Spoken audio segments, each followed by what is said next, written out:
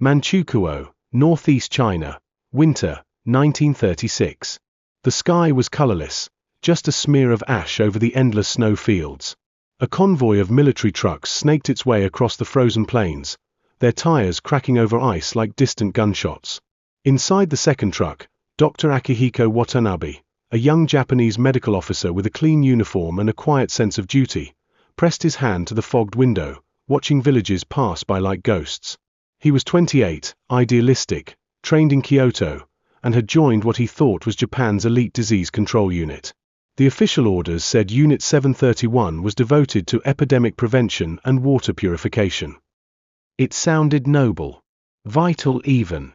But when the truck passed the outer perimeter, a wall of steel fencing topped with barbed wire and watchtowers, he saw no signs of disease control. Only a fortress. A prison. Armed guards in black coats ushered the convoy into the main complex. The walls were tall and silent, like they were trying to hide something from the sky itself.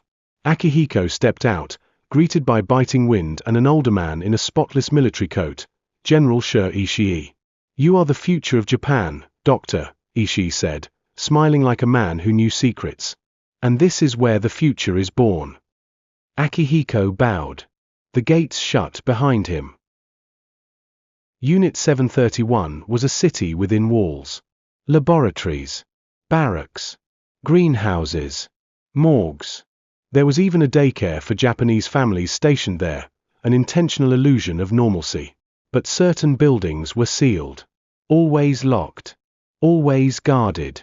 From them, Akihiko occasionally heard screams. He was assigned to the infectious disease division. At first, the work seemed normal, examining bacteria cultures, studying vaccine candidates. But he noticed that every test subject was referred to only as Maruta, logs, not people. One afternoon, he peeked through a slit in a supply door and saw hundreds of Chinese civilians.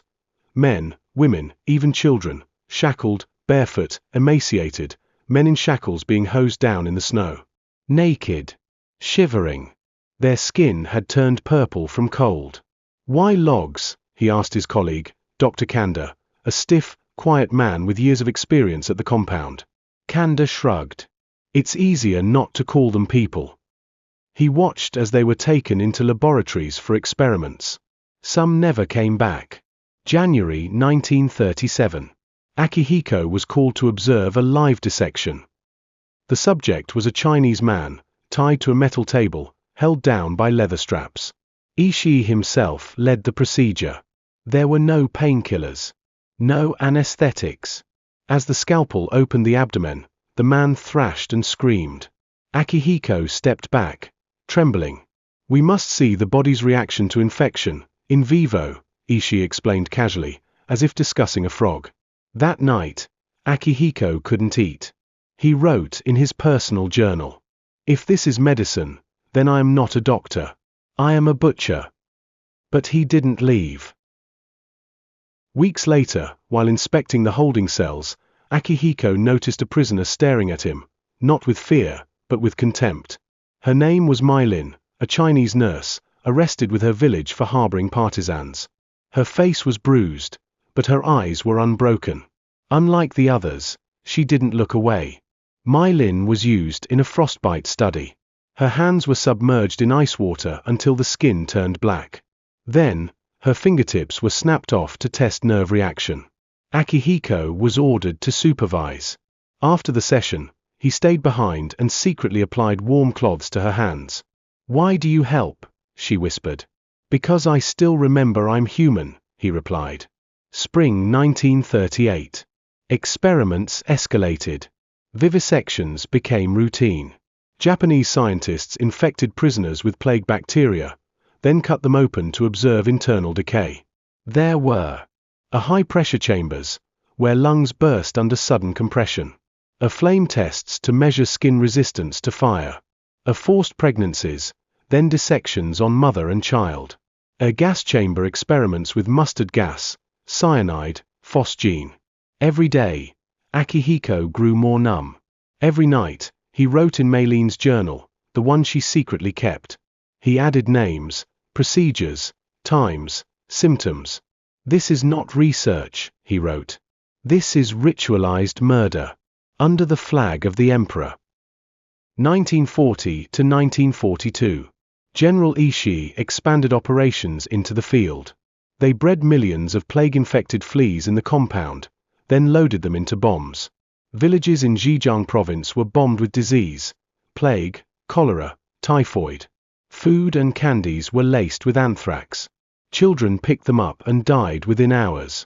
Japanese soldiers reported on the body counts. The higher the number, the more pleased Ishii became. "We are mastering the invisible battlefield," he told Akihiko. "The Americans will beg for our data." One night, Akihiko found Mylin unconscious in her cell. Her arm was badly infected. He broke protocol, stole antibiotics from the lab, sat beside her and treated the wound himself. When she woke, she whispered, "You are not like the others." That night, Akihiko gave her back the journal. She pressed it to her chest like a sacred book. He made a vow. "If I survive this place, I will carry your story to the world." August 1945. Japan was collapsing. The Soviets were approaching Harbin. Ishii ordered a full cover-up. All documents burned. All prisoners executed. Entire facility demolished. Guards rushed to inject prisoners with poison or throw them into crematoriums. Akihiko tried to stop them. He fought to find Mylin, only to discover her among bodies being thrown into a ditch. Still alive. Barely. She grabbed his hand and whispered, "Promise me, tell them." She died seconds later. Akihiko buried her body in a hidden spot behind the facility. He wrapped the journal in cloth and escaped that night through a sewage tunnel. Tokyo, 1946. Akihiko arrived in Tokyo weeks after the war ended. He surrendered himself to the Allied forces and asked to testify at the Tokyo War Crimes Tribunal. He presented Maylin's journal. Photos. Handwritten records. Names of doctors. But he was turned away. Behind closed doors, General Ishii had struck a deal with the US. In exchange for all of Unit 731's data on biological warfare, full immunity was granted to all Japanese scientists involved. The US didn't want justice. They wanted an advantage in the Cold War. Akihiko was silenced. Ishii retired peacefully. Other Unit 731 doctors became hospital directors, professors, even heads of pharmaceutical companies.